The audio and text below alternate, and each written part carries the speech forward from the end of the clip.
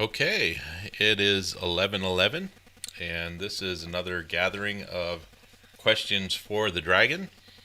It is Saturday, February 28th, and we are here in the shadow of Mount Shasta, California, where it's raining right now, where our lake is rising steadily, and that's kind of cool. And I'm Steven, the channeler, and Stephanie is here. She's holding energy with us. And she's decided not to speak so much this time, but she's definitely here holding the energy.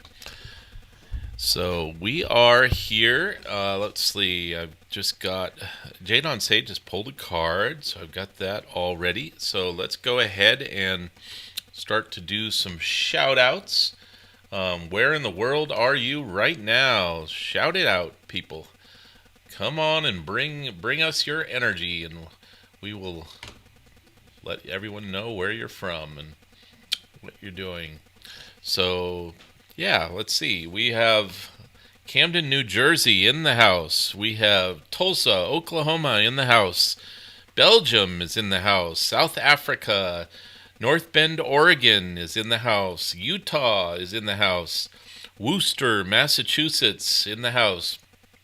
All right, we have Tyrol, Austria, Toronto, Canada. All the regulars, it's good to have you guys. It's, there's some very devoted dragon keepers here. Berkeley, California, in the house. Queensland, Australia, in the house. Beautiful. You guys feel that? The globe is well represented here. We need someone from Asia, though. I don't think anyone from Thailand or that way has checked in yet. Netherlands is in the house. All right. Norway. All right. Norse regions. Okay. Who else is here? Let's see. Very good. Well, it looks like we're missing South America and Asia right now. France is in the house. Beautiful. Welcome. And Provence. Okay. Beautiful. All right. Well, New Hampshire, London, UK. Okay. We're still checking in. Please do check in. I have something I need to activate over here. Okay, very good. All right, so let's get started. I just got done with a 2-hour class for Lauren Gailey's New Earth One Network. It was a focus workshop on Dragon Grid, on the Dragon Grid, and I don't know if let's just do some announcements. Let's see. Announcement number 1 is on, what was it?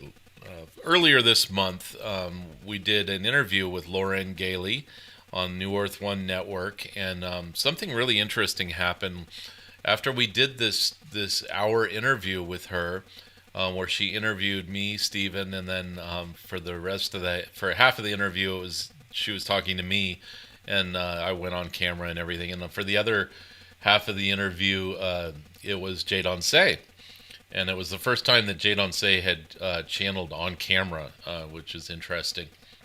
And so, anyway, right after we did the interview, something happened. I guess Lauren must have clicked on the wrong email or something, and hackers got into her computer, and they hacked her whole YouTube channel. And she's been interviewing people for like 20 years, and so all of her YouTube interviews and all of her workshops and all of this stuff she's been doing for a long time, she lost complete access to it, and the hackers got it and started putting up their own videos, and they got into her computer. She had to delete all of her files on her computer. Anyway, we thought that the interview was lost, and so I tuned into Jadon Se, and right away said to Lauren, nope, you have a copy of the interview is existing, and you will get it back, and don't worry, it's just give it time, you'll get everything back. This is kind of like a spring cleaning for you. And I guess it was quite a horrible experience for her. It took her almost a month to even convince the YouTube people that that was her account, even though it was her face on the screen on all the videos and all that. But anyway, she was about ready to throw in the towel. And the day before the interview was supposed to air on the 25th. the day before the interview, she basically checked in and said, "Looks like we've lost everything, and sorry."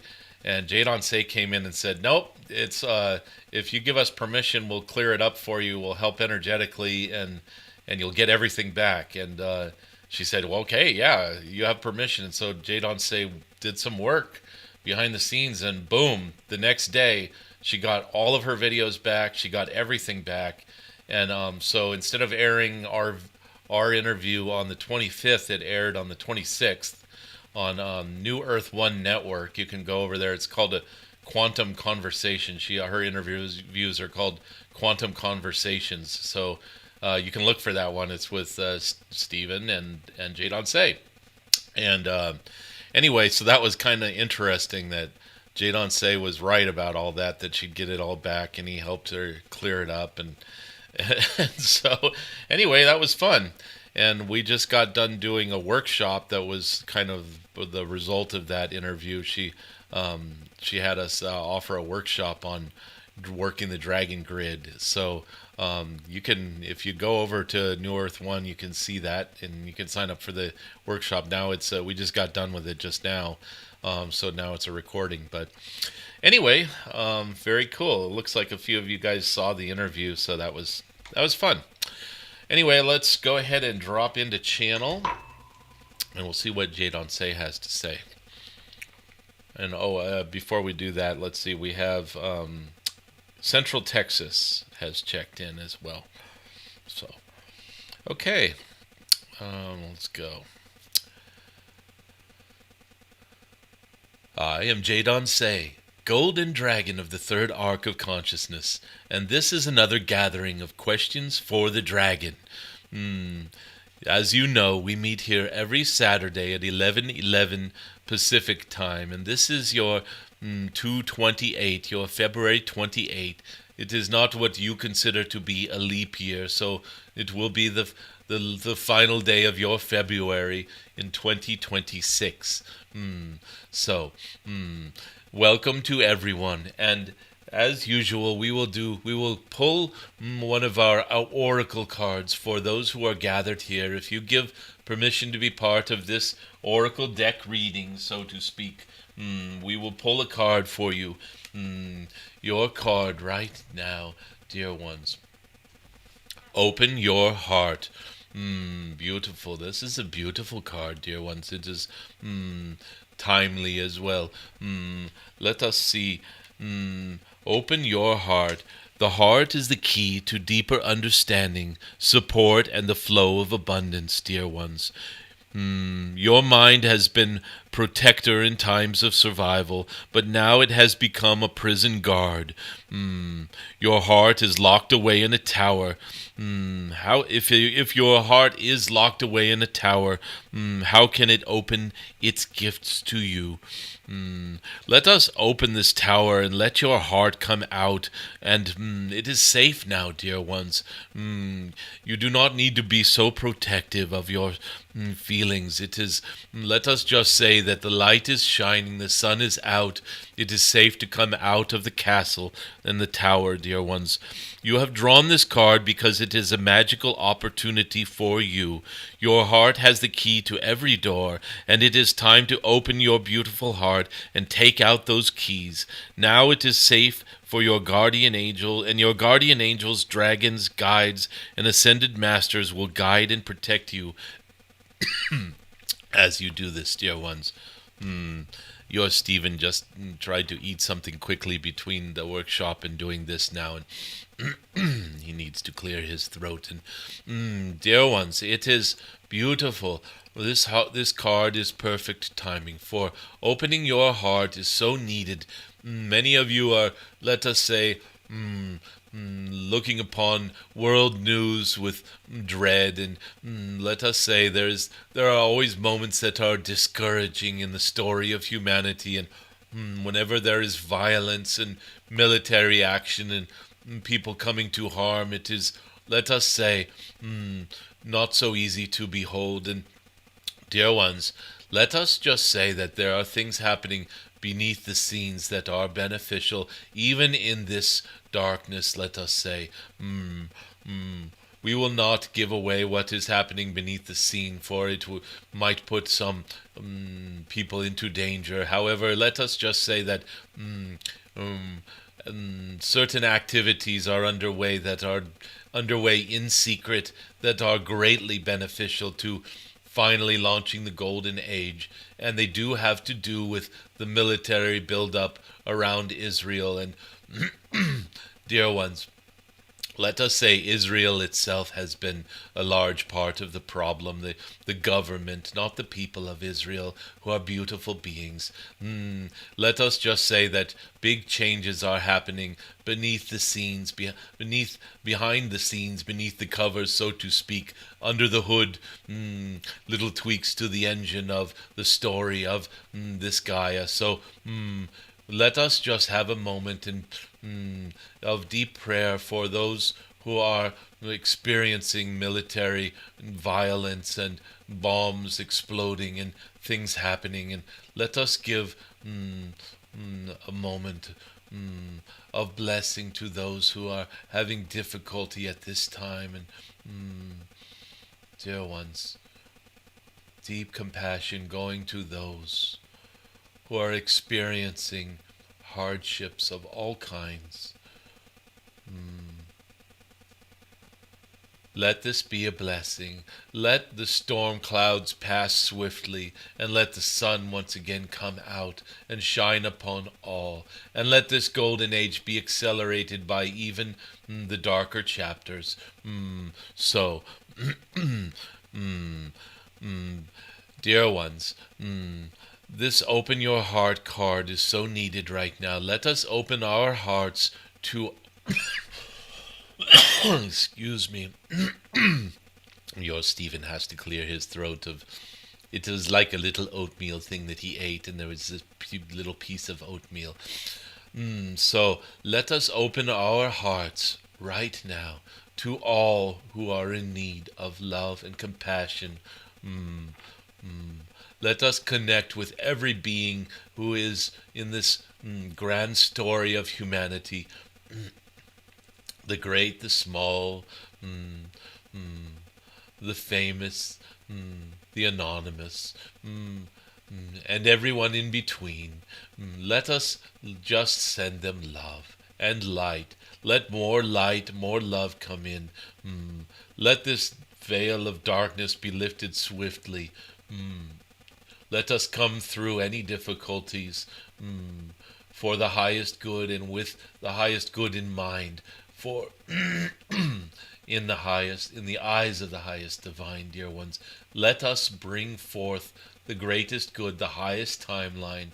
And even if in order to get onto this highest timeline, there could be some suffering along the way, let it be swift and let it be purposeful, and let it make a great difference. And let this golden age truly dawn, where all of humanity can begin to build their dreams or continue to build their dreams, no matter where they stand along the path. And let love prevail, let kindness, compassion, tolerance, understanding, let all of these prevail, and let this all lead to great wisdom for humanity.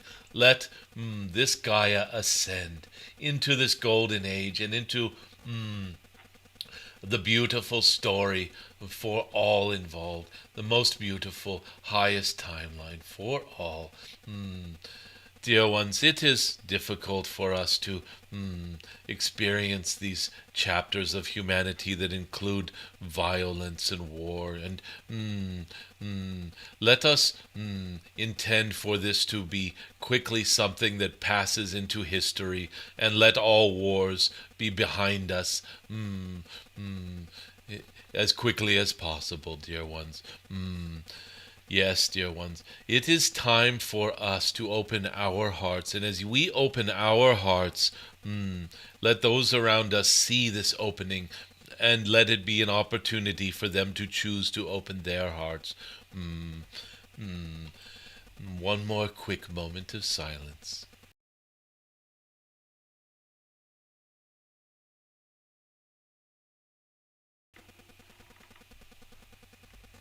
Very good. So, dear ones, thank you for joining today. And we are here for questions for the dragon. If you have questions for this, your cosmic golden dragon of the third arc of consciousness, you can post them in the chat in all uppercase, dear ones, and this will make it easier to pluck them out. Your Stephen does not have your Stephanie right here plucking the questions out, so bear with us. We're doing the best that we can here. So, let us see. We have questions coming in. It's beautiful that you expound with more additional guidance from each card that you draw for us with each gathering. Thank you, Jadon Se, Stephen, and Stephanie. Dear ones, let us just say that when we draw a card from the Oracle deck, this is a multi-dimensional experience. The original channelings that came through for the book of guidance, let us say, the little paragraphs of guidance for each card, are, let us say, coming from the same source as anything that is expounded upon when we draw these cards. It is everything that was in place for that channeling is still right there, and this beautiful moment of now can access and expound. We only have so much room for guidance on each page of the booklet, and we did not want to have a very long, arduous booklet, so we kept it concise and short. And dear ones, when we are speaking the guidance live, we can prattle on a little longer and hopefully give a little more guidance that is useful for those gathered, and we will continue to do this. Jadon Se, does the alignment of the planets later on help to amplify any intentions and actions today? For example, peace meditation we may conduct individually or collectively today. Dear ones, the cosmos is always a conduit of energies. And when there are alignments, let us just say that alignments create coherent flows of energy, highly directional energy, we might say. And so those alignments very often act as corridors to understanding of one type or another. And so, dear ones, it is, of course, amplifying intentions of peace. When you have multiple celestial bodies aligned and you speak the intention and feel it and transmit it from your beingness into that alignment, dear ones, that energy becomes even more coherent and more, let us say, amplified in some ways of understanding, or focused, you might say. Dear ones, it is beautiful that you have an awareness of these celestial alignments, for let us just say that anything that happens in the cosmos is also mirrored within your own beingness. And so as you look to the stars for these alignments, you can also feel into your inner alignments, and and these alignments, dear ones, can and do focus your attention, your consciousness, your energies, your attention and your intention, so to speak, and your feelings. So yes, dear ones, those of you who are who are paying attention to these energies, this little oat is just sort of stuck in Stephen's throat, and he's going to wash it down with some coffee.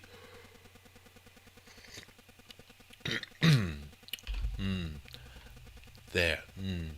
Perhaps now this dragon can speak through this one more easily. So, very good.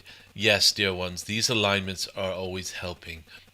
Thank you for your attention to these, and use them to understand your own inner alignments as well. What are human inherently good in? What are humans inherently good at? I would correct this to say, how to become true sovereign beings. Dear ones, as we spoke in this workshop a few moments ago, a very similar question came up. What is it that is great about humans, or similar to what are humans inherently good at? And the answer, dear ones, is creativity. Humans are highly creative beings, multi-dimensional creative beings. And because you are so creative, dear ones, this is a spark of the divine. Creativity is the sure sign of divinity. And let us say that this is the good of you. Your stories, of course, are the stuff that dragons love. Your stories. And because of your stories, let us just say that it is the creativity that brings these stories to their fullest. And how to become sovereign beings. Dear ones, you do not need to become sovereign beings. You are sovereign beings. Let us just say that some of you have used your sovereignty to, for a time, agree to give up some of your sovereignty. It has been a choice. Each of you has given away some of your sovereignty for a purpose, let us say. And that purpose may be to operate in the kingdom of thingdom, or this house of rules, and then some of these rules are very oppressive and strict, you might say. Let us say that if you wish to regain some of your sovereignty that you have agreed to give away, it is quite simple. You call it back to yourself. More and more become aware of the sovereignty that you have given up for whatever reason. Some of it is, let us say, just part and parcel of being in a social situation. You might, let us say, some of you have given away some of your sovereignty to be politically correct, or to be agreeable with others, or let us say, to even be helpful. If there is a person who is on a healing journey, and your presence can either make that easier or harder for that person, you might, for a time, just compromise some of your own ideas and desires to make it easier on this one that you love. And so let us say you are always in control of any sovereignty that you exercise or give away. So if the question is, how do you become true sovereign beings, just call in that. Call in your sovereignty, and this may necessitate a realm bridge to another realm where the rules are a little less exacting and strict, you might say. You might have to call in an entire different timeline in a different realm where there are no, let us say, no such limitations to your sovereignty that you are experiencing discomfort from right now. So, let us just say each of you has chosen to be in this life, in this place, in this story, and you have agreed to the stage of this play that you are appearing in, this story. You have agreed to the backstory of the story, the venue of the story, the world in which you are appearing for this story. And so this necessitates giving away some of your sovereignty. Perhaps it would not serve this story if you were suddenly able to walk through walls, or fly, or something like this. It might be violating the rules of the realm, and if you violate the rules of the realm, the story might go off the rails.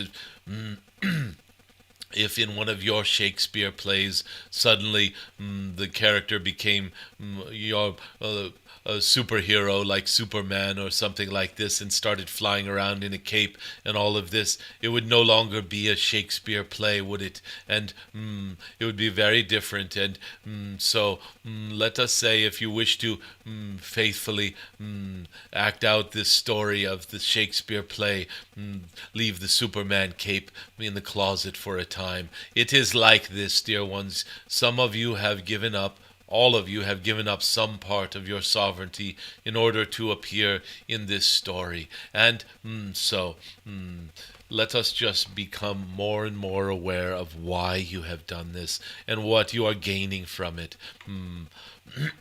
My dragon led me to you this morning just now. Beautiful. This is beautiful. Yes, dear ones, dragons, let us say, can cooperate with each other. Many dragons prefer to work alone, or some work together, and some work as collectives, and some dragons will give a person a nudge to check out another dragon at times, and this is beautiful. You are most welcomed here. Jadon Se, would you share with us about the blood moon?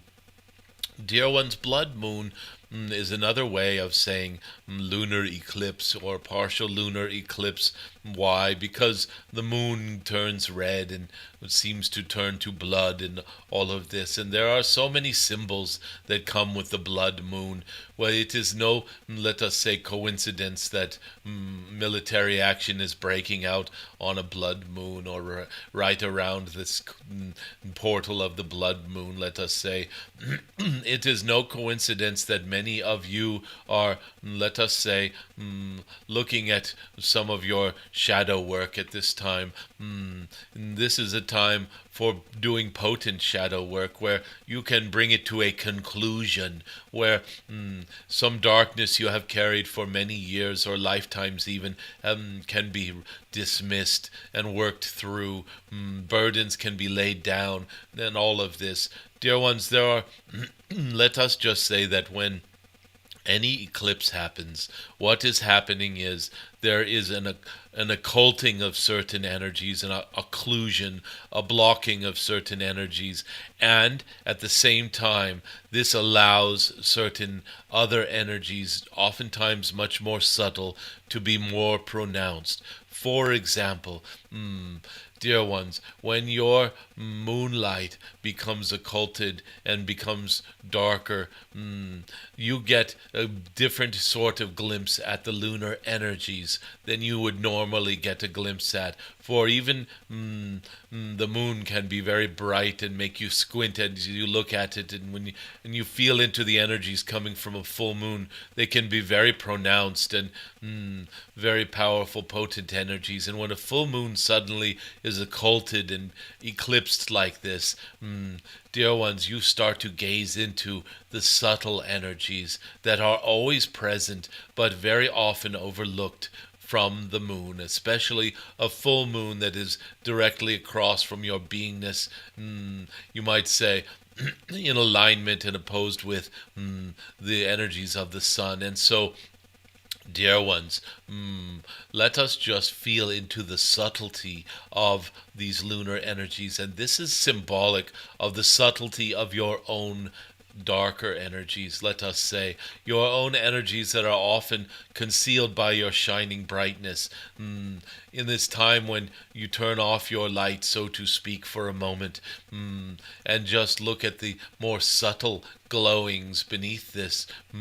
This is, let us say, a very good time for you to take stock of your shadow work, your shadow self, that which you wish to release or sometimes forget about, these little nagging parts of your life that you often just completely pass by. Let us take a step in the right direction of looking into the very subtle energies we carry. This is a good time to understand if we are doing something that is very subtly inappropriate or out of integrity, let us say. Little deceptions, little self-deceptions, stories you tell yourself, things that, let us say, are not fully healthy, but are you so subtle that you forget about them for the most part, or no, maybe not even conscious that they are operating in the background. This is a beautiful time to look at this during this blood moon. Is it normal for my dragon to appear in my peripheral vision? Dear ones, visions often begin this way. You think you catch a glimpse of something out of the corner of your eye, so to speak. Eyes do not have corners, so whoever came up with this kind of saying was a very strange being, and it's stuck somehow. So people still say I have a corner of my eye. It is dragons laugh at this, but when you see something in your peripheral vision, dear ones, you see something, some fleeting glance of something that you do not gaze directly upon like this. This is the beginnings of having vision consciousness. Many of you write these things off as just, oh, it was just a trick of vision, or it was just a trick of the light, or it was just my imagination. Dear ones, do not utter those words, especially to yourself. Just my imagination. That is like saying it was just my sense of taste or just my sense of smell. It is. Do not do this, dear ones. It is this. You are dismissing one of your superpowers. Your imagination is amazing and is so needed and is so beautiful, and it is never just your imagination. It is my imagination. How amazing! How wonderful! This is the attitude that is better for this. And so the same thing with your anything you think you caught a glance of. It is very oftentimes that when you behold something like fairies or dragons or elves or something like this, or even one of the ridge walkers of the forest, your Sasquatch, and dear ones, so often you just catch a fleeting glimpse, and you are then connected with the moment of now where you have that fleeting glimpse. And those of you who get good at this and understand that there is only one eternal now can delve into this fleeting glimpse and understand that it is recorded in your beingness. It is a moment of now that you have access to, and you can decode what you have seen, what you caught a glimpse of. And this is going to open a portal to visions, to deeper understanding, inner sight, dear ones, inner wisdom, even realms within realms of understanding becoming realization. Dear ones, when you catch a glimpse of something like this, not only is it normal for especially magical beings to begin to appear this way, it is, let us say, encouraging. It is a little nudge for you to continue on and to be open to more of these sorts of fleeting glimpses until they are full-blown visions, dear one. You're on the right track. Jadon Se, can you speak of the universal truth? Is the universe as we know of, is it created from the mind or is it created from the heart? Thank you. Dear ones, let us just say that the universal truth, when we use the word universal, we are speaking of a truth that permeates all realms. Let us just rephrase it this way, for there are multiverses. The truth in one universe couldn't be a falsehood in another universe, could it not? So let us just take the meaning of what you are saying to be an absolute truth of some kind. Let us say, is that? Can you speak of the absolute truth? Let us just say that absolute truth can only be understood from unity consciousness, the divine, let us say. When you are in unity consciousness, then and only then is there anything approaching absolute. For you can see all that is when you are in unity consciousness. And when you see all that is the absolute truth. The beingness of the great moment of now that is the truth, the beingness. And when you are outside of unity consciousness, all truth is relative. All truth is relative to what? To your point of view. We speak sometimes of the 7 blind men who are feeling around the edges of an elephant, and how each one feels something different. The trunk that is like a great snake, or the tail that is like a rope, or the leg that is like the tree trunk, or the ear that is like a great flap of leather. And all of these are true to the one who is feeling that side of the elephant. It is a relative truth, because it is not true for the man who is feeling the tusk and thinks that it is sharp and shiny and smooth. The person feeling the tail and the rope-like tail whipping around is not the same as the person feeling the leg and all. So, dear ones, let us just say that truth is relative unless you have unity consciousness. And so when we say, where is the universe created from? Is it created from, are you saying your universe from where you stand and your perception of the universe? Is it created from your heart or your mind? Are you speaking of the great spirit, and the great spirit has a heart and a mind, and everything spills out of the mind of the great spirit? Do you see how you need to qualify the question as to which beingness you're seeing from, which standpoint you're seeing from, before you even get to what the truth of that viewpoint could be? So, for you, your universe, dear ones, does not come out of either the heart or the mind. It comes out of your entire beingness, your entire creative multidimensional self, with a lowercase or an uppercase s, the self. The self is the sum total of all of your beingness, including your heart, your mind, your voice, your imagination, you can keep saying this and this and this and this, all of the attributes of yourself. Your world, your story comes from the sum total of all that you are, not one little piece or part of what you are. And the same is true from unity consciousness. It is from the sum total, not from any constituent parts. So hopefully this clears up the misunderstanding of trying to dissect the origin of creation. Is the sun we currently see authentic or distorted at this time? There again, it depends on whose eyes you are looking through, is it not?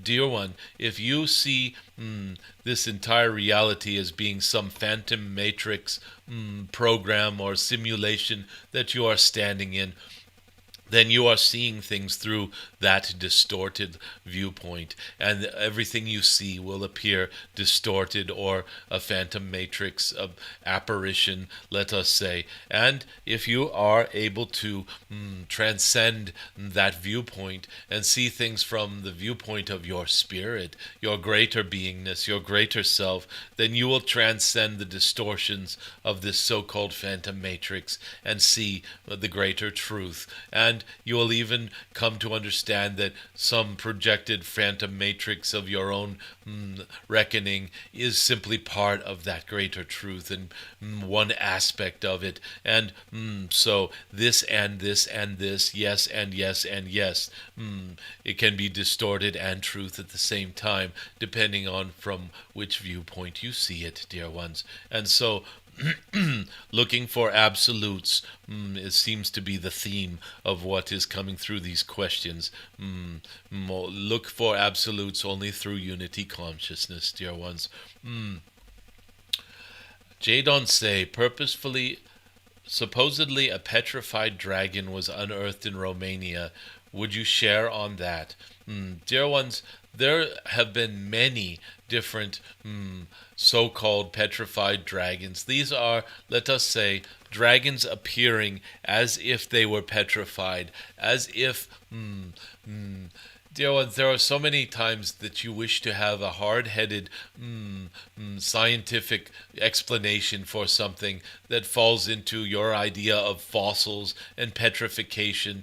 And when you try to apply this to a magical creature, such as a dragon, a unicorn, a fairy, even, dear ones, multidimensional beings that are only partially dimensionally present, such as your Sasquatch, dear ones, let us say that the search for fossil remains and all of that will be spotty at best. And there are times where a dragon will, let us say, give up a body and allow it to become a fossil. And if this happens, it is simply like leaving a mark or a sigil. It is not truly the full dragon beingness that you are beholding as a fossil. It is, let us say, a dragon appearance in the fossil record. It is as if the dragon has left its signature in the fossil record. And so, the same thing with this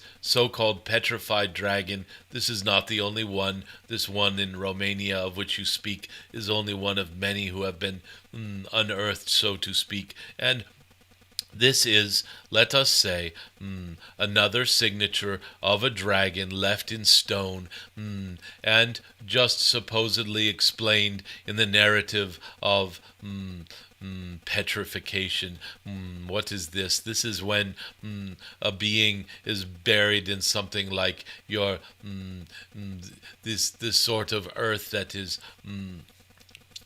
Stephen is searching for his vocabulary. It is, let us say, there is a word for this where rock is formed through layers of sediments, sedimentary rock.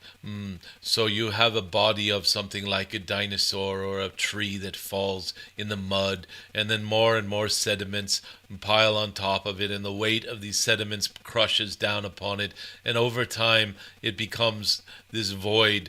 For the organic matter will decay and disappear, but the form, it is like making a mold for casting stone or casting metal or whatever. You have this void into which you pour the metal in order to create jewelry or something. It is the same with stone. You have this void that is in the shape of a tree or something that is then filled in with the minerals that are carried in the water that passes through the void, and there is a buildup over eons of the minerals and a heating up of the minerals, and it becomes petrified. It becomes like stone. Petrified, the word means to become stone. And so, dear ones, let us just say that this can happen with any form. And if you find this with a dragon, let us just say that a dragon left that there on purpose, that void, and perhaps the dragon allowed that void to be created around their own beingness and then simply dimensionally shifted out, leaving the void behind. Or perhaps the dragon's body was given up there and decayed for some reason. Just know that if a dragon body is found, it was intentionally left there. It did not just happen to die there and fall into the mud. It is not a coincidence. It is not just a happenstance. It is intentionally left for humans to find, or others to find, dear ones. Thank you as for always answering our cues. This is why we are here, dear ones. We are here to interact with you, to help you to understand through your questions your own wisdom. Dear ones, Jadon Se, the heart is considered valuable tech, and intelligence in itself. Tech. Dear ones, when you say technology, let us look at the word technology. Ology is the study of, or the science of. Tech is something that was created by human hands.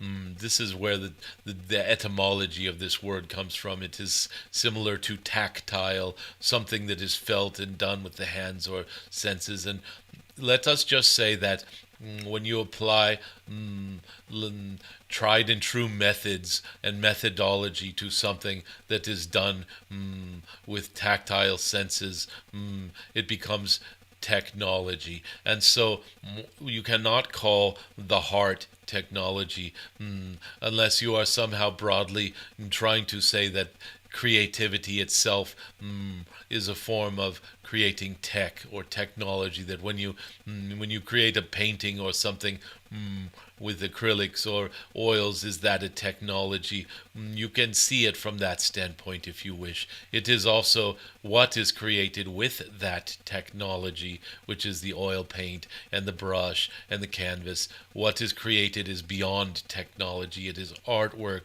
It is expression of creativity. And that is what your beautiful heart is. And yes, your heart is full of intelligence.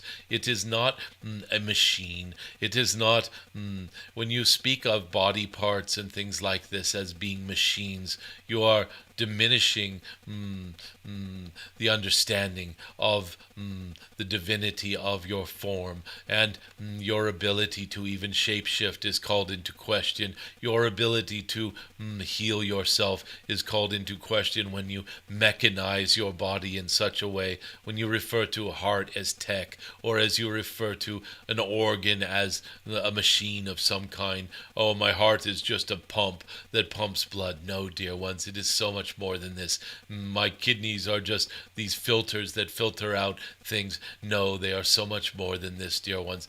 Let us not diminish the beauty and magnificence of the human form by calling parts technology.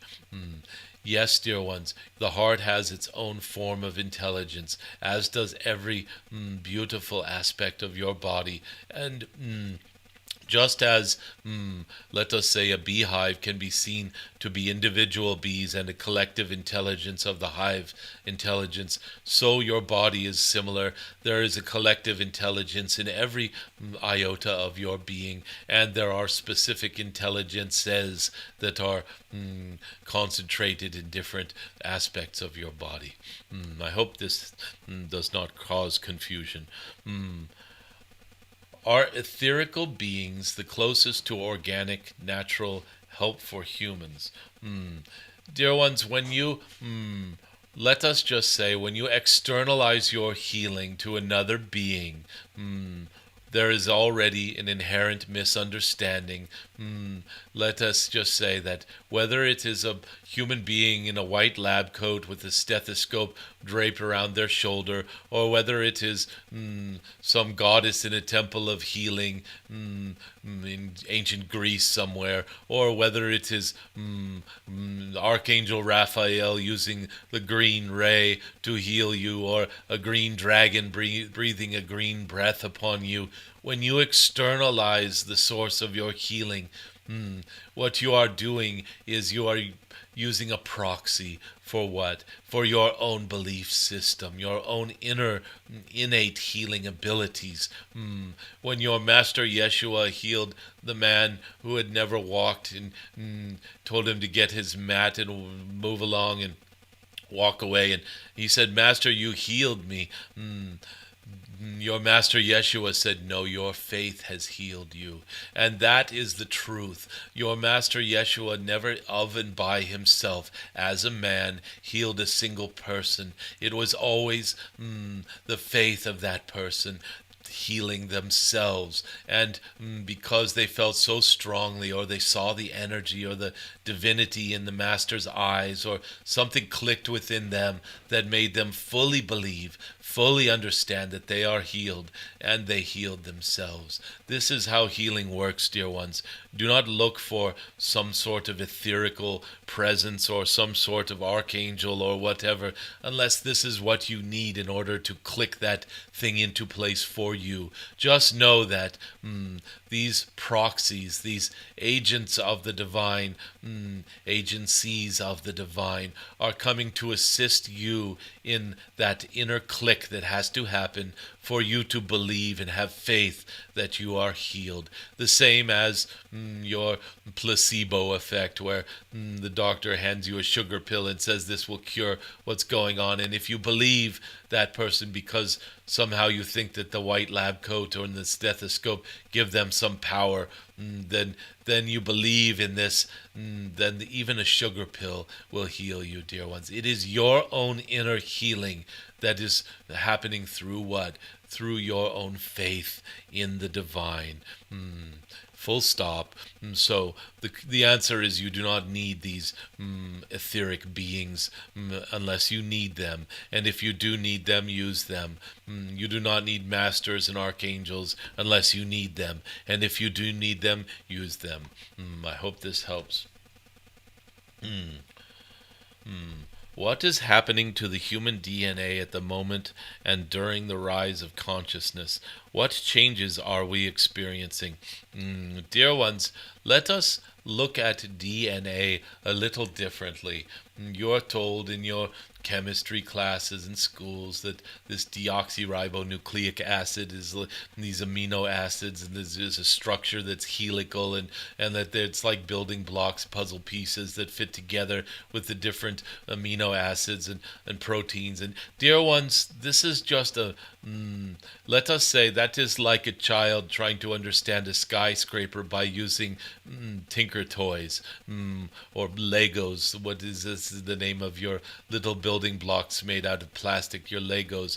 They're trying to understand a skyscraper by playing around with little plastic blocks. It is, dear ones, it is a very crude understanding that is taught in your science of DNA and messenger RNA and all of this ribonucleic acid, all this chemistry, and it is so mechanistic, it is so basic. These are just plastic blocks that are being talked about. It is, let us just say that your DNA, a closer example of what your DNA truly is, it is a vortex of energy. This is why it is in a helical pattern, and it is a vortex of energy that is arranged in such a way as to be something akin to a transceiver. This is something that you can understand from your electronic technologies, a two-way radio with antennas and electrical impulses that move out into the ether and back from the ether and translated back into electrical impulses that can be decoded into voice communications or television or what have you. So this is the model that it is closest to that you can understand. Antennas, dear ones. Your DNA, let us just say that they are finely tuned instruments that allow for signals from where? From your higher, greater beingness, your own greater self, the divine. You can put in your whatever works for you, the Tao, God, the Great Spirit. These communications moving back and forth through these highly attuned antennas, if you wish. Even this is very crude. Let's just say that it is a device that acts a lot. It is not a device. You're here we go again. It is human consciousness so often wants things to sound like devices and technology, but we will just call it by the metaphor of a transceiver, that it is an apparatus that allows you to send and receive information to and from divinity. And this is why you have an entirely new, let us call it a discipline of understanding called epigenetics, where your genetics respond to the environment. You have an island full of frogs, and if they are all male frogs, one will spontaneously become a female, and the frogs will survive this way. This is an epigenetic response. What is happening? The divine is saying, there shall be frogs on this island, therefore this male is going to turn into a female so that the frogs can continue on this island. And let us just say that a signal was sent through the genetic structures as they are for a transformation to occur, an epigenetic response. And this is because of the information moving back and forth. It is not just the dry environment of the island that does this.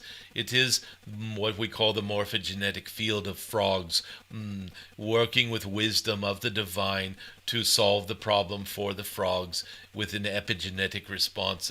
And we are getting very technical with these things. Let us just say that human consciousness does not come from your genetics. It does not arise from your brain structure. Your brain structure similarly acts as a transceiver for your own higher, greater self. And this is why sometimes when someone gets a bonk on the head, sometimes they lose the ability to function as a human, and sometimes they become savant geniuses, and suddenly all sorts of things start occurring to them, and they see things mathematically. And it is because, let us say, the transceiver the tuning was changed on the transceiver, and more of the genius of self was able to pour through. Otherwise, where did that genius spontaneously come from when you have a savant genius who suddenly got a bump on the head? Dear ones, do not look at your bodies as the source of your consciousness. It is the vessel through which your consciousness shines. I hope this helps. Jadon Se, can you talk about blessing waters, those consumed, interacted with by all life, flora, fauna, humanity, cleaning up of impurities and toxicities, pouring living waters upon the land of earth? Dear ones, let us just say that water is a substrate of divinity in so many ways. It is no coincidence that many cultures have beautiful ceremonies of baptism and immersing one in water, or returning to the holy waters, or sprinkling holy water upon people. These are highly symbolic of what? Unity consciousness. Water is a beautiful symbol of unity consciousness, for you can take an individual drop of water and it will find its way back to the ocean, and you can find a single raindrop falling from the sky, or an entire sheet of water coming down a waterfall, and all of these are joined by what? The intrinsic nature of water, and the inevitability that water will find its way back to its ocean or oceanic beingness, let us say. And water has so many different states of beingness, gaseous and frozen and liquid and all of this.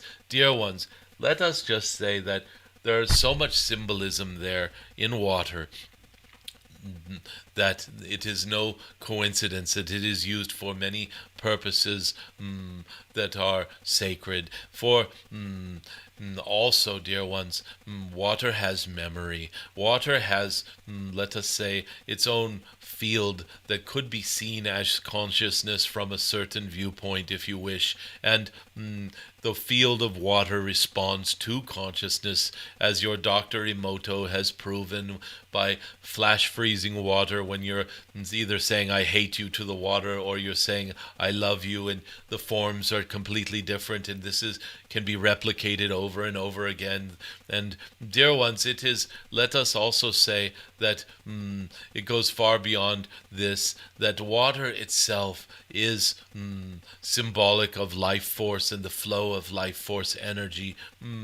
And it is no coincidence that a large part of your body is so-called water. It is actually the water in your body is not exactly water. It is a little beyond water, let us say. Let us just call it holy water, because the water of your body is even structurally different from the water in your oceans and your rivers. So it is special water, we will say. We will just call it holy water.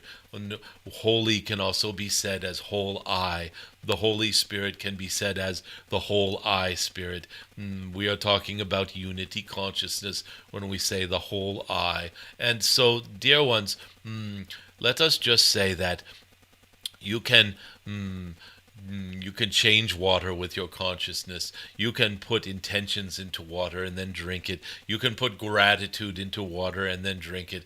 You can do the same with salt. And when you use salt and water together, beautiful things can happen as well. Dear ones, let us just say that all water will be cleaned up always. It will return to its state of cleanliness and purity. It is just sort of like saying you may be able to make an alloy out of gold or whatever, but the moment it is heated to a certain temperature, the gold will be extracted and become pure again, and will pool up into pure gold puddles and become pure gold again. And dear ones, it is the same with water. Even when it is so-called polluted, when it is let us say when it is the structure of water is malformed or distorted by negative consciousness or negative energies or anger or what have you. Dear ones, this water will not remain in that state forever. It will always return to its purity no matter what. It is simply whether or not you wish to assist in accelerating the purification of this water, and there is much help that you can give with your consciousness alone. If you take a glass of water that has pathogens in it and you send it love, you can measurably check to see the pathogens disappearing. And let us not say that you can take muddy water from a swamp and just say, I love you, and it's safe to drink.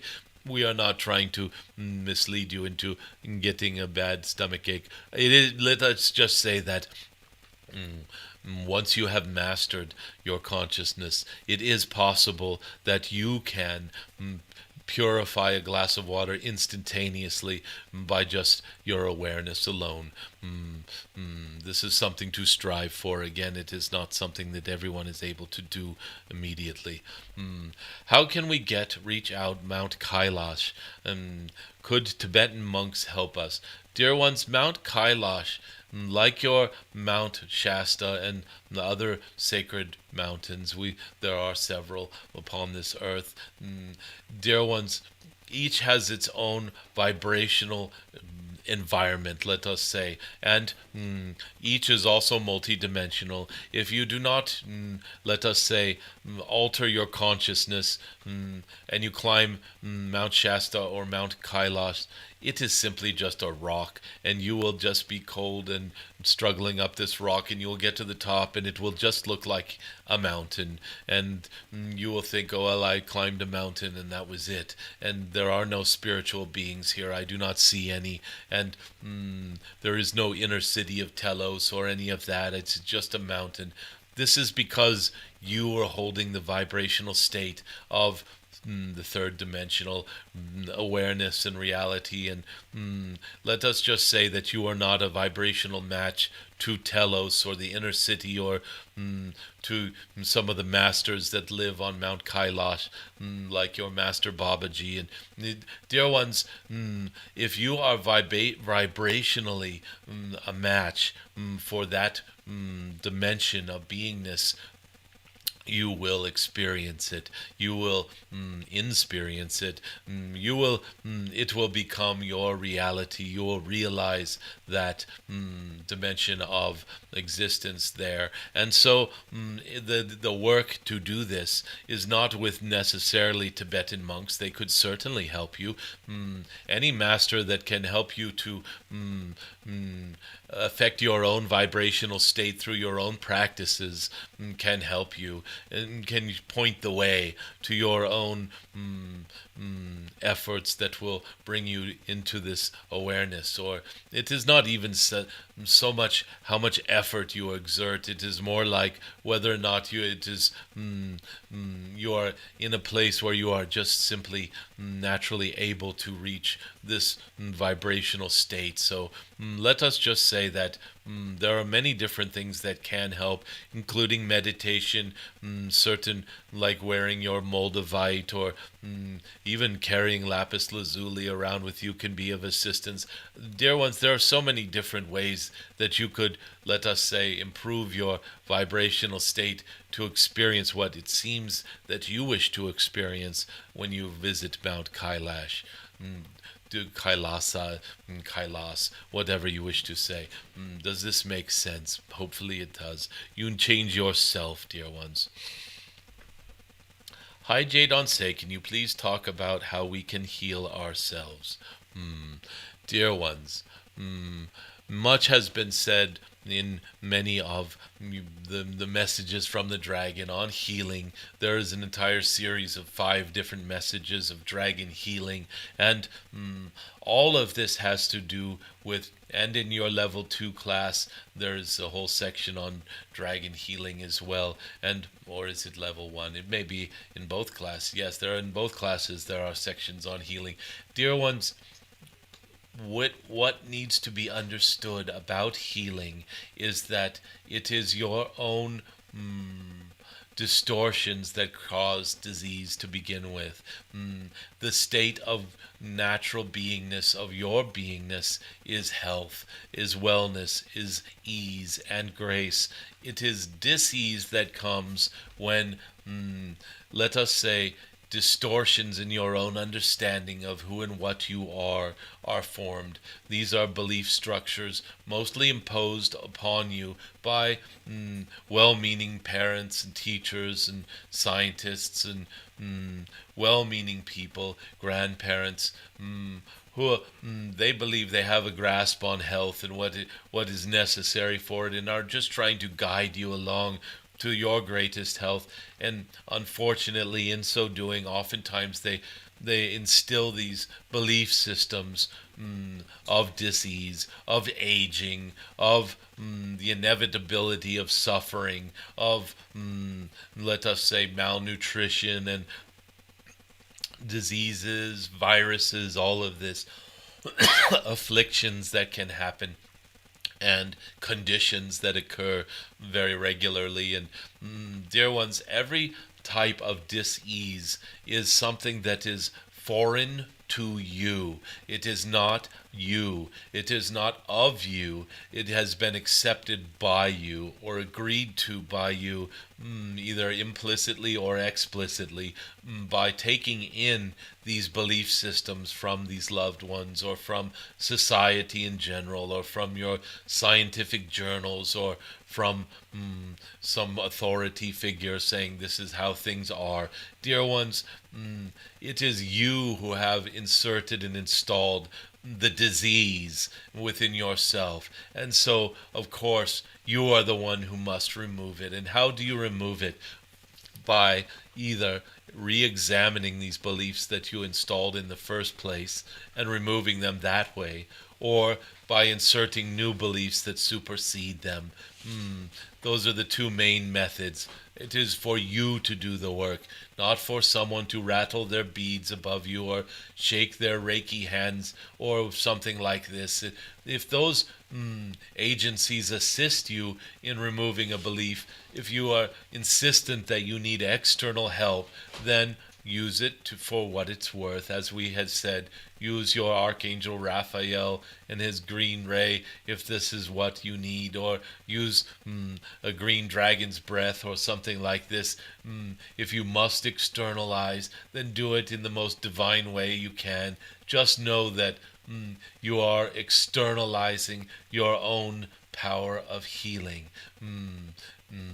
It is very much like staring into the mirror, trying to pick some sort of splinter out of you using the mirror. It can still be helpful, but the real work is done directly on the splinter. How emotional are dragons compared to humans? Do dragons like to work alone sometimes? Dear ones, dragons are highly emotional beings. However, we must concede, and dragons do not like to concede things like this.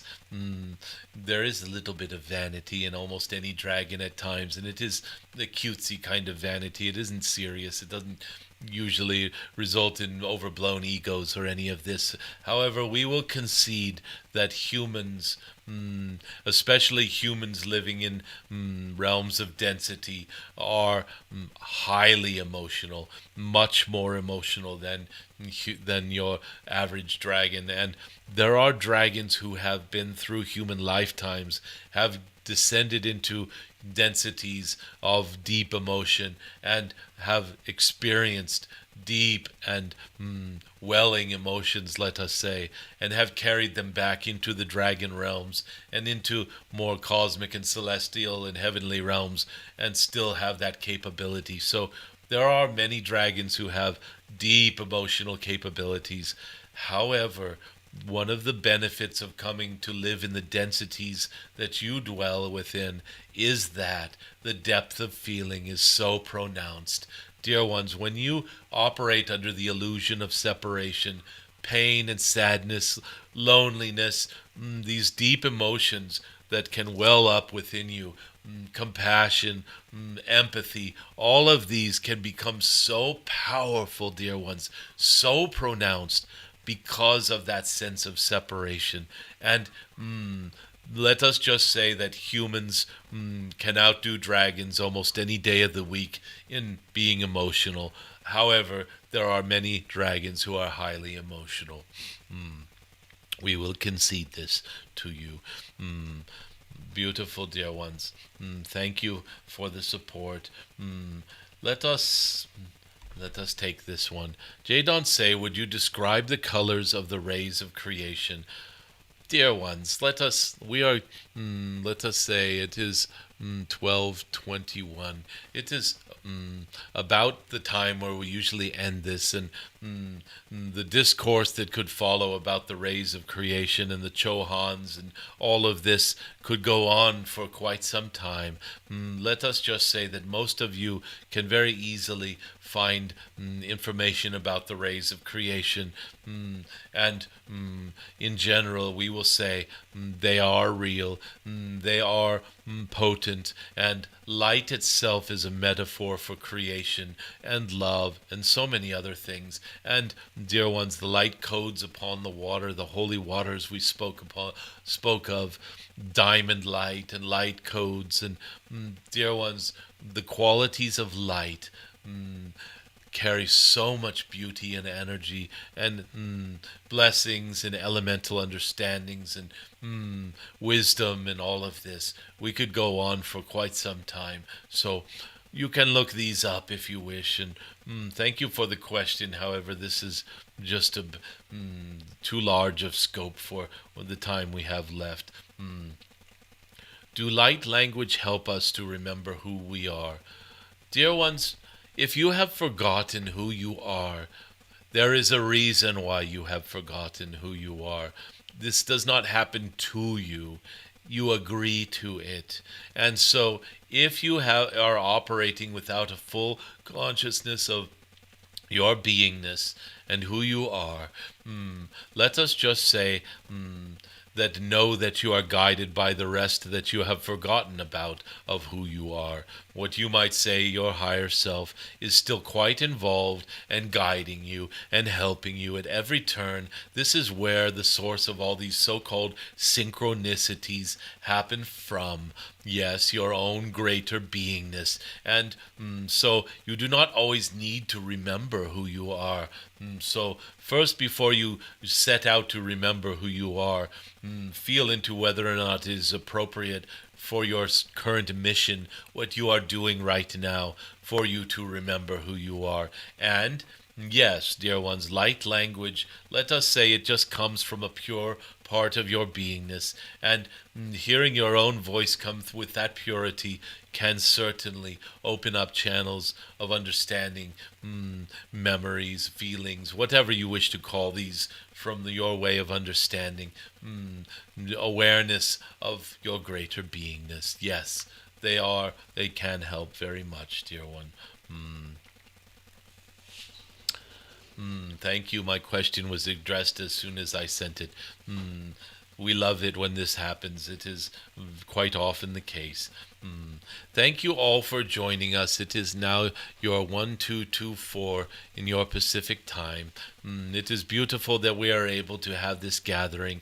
Please do continue your discussions and sharings on the Telegram chat that your Aaron Darvish has so lovingly created and maintains for us. We thank him for this.